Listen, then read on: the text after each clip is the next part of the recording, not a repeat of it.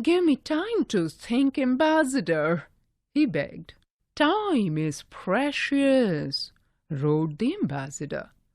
"I want your answer now. Pay the tribute, or we will attack. If you cannot pay, then give me your niece Zabawa to be my wife." The prince's niece Zabawa was a beautiful and clever girl. The prince loved her dearly. There was nothing in the world he would do to harm her. At this time, Zabawa was sitting in the great hall, watching and listening to all that was said. The prince asked her, "Beloved niece, only you can save us. What are we to do?" "Dear uncle," replied Zabawa, "I obey you in all matters, but I cannot marry a woman. This ambassador is not a man but a woman. See how the ambassador talks and walks. Look at the ring marks on her delicate fingers." "You may be right," agreed the prince. "But what can we do to find out if the ambassador is a man or a woman?" A little later, Prince Vladimir spoke to the ambassador. "Dear ambassador," said the prince, "my niece is used to people with great skills. I can only allow her to marry you if you can show us you are skillful. Come, show us if you can play the harp." A harp was brought, and Katrina began to play it and sing. The nobles were enchanted with the music, but no one could tell whether the ambassador was a man or a woman. Then the prince asked the ambassador to play a game of chess. The prince was the best player in the land. He believed if the ambassador was a woman, she would lose. Much to the prince's astonishment, the ambassador won the game. The prince turned to Zabawa. "This is no woman," he whispered. "I'm sure she is," replied Zabawa. The prince thought for a while, then said to the ambassador, "Let us now try some archery." The prince, the ambassador, and the nobles all went outside into a large courtyard. A golden ring was set up at one end, and the prince placed a steel knife behind it. First the prince shot 3 arrows at the target.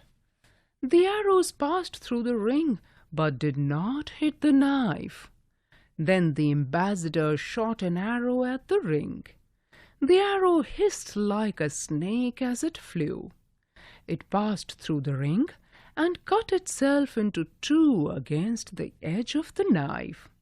The prince was now sure that the ambassador was a man. But Zabawa still did not agree with him. "I shall not marry a woman," she cried. "The ambassador may shoot arrows just like a man, but he talks, walks, and sits just like a woman." The prince became angry. "You are being silly," he said. "I order you to marry the ambassador. Go, prepare for your wedding." Zabawa ran off in tears. The prince told the ambassador that his bride would soon be ready. But Katrina decided to put an end to this game. She said to the prince, "Before the wedding, let us fight each other.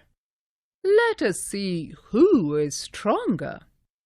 Trembling at this suggestion, the prince said, "Ambassador, there is no one here who is your match." "Oh dear," replied Katrina. "Is there no one? I was looking forward to some sport. Perhaps there's a brave warrior in your dungeons who could fight me?" "Ah, yes, yes, there is," said the prince, smiling and remembering Stavr Godinovich. He immediately ordered his guards to bring Stavr from the dungeons.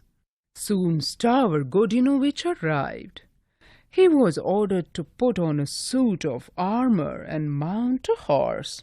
When Stavr was ready, he and the ambassador galloped into a nearby field. All the nobles went to watch the great fight. The ambassador and Stavr rode towards each other and then leapt from horse to horse.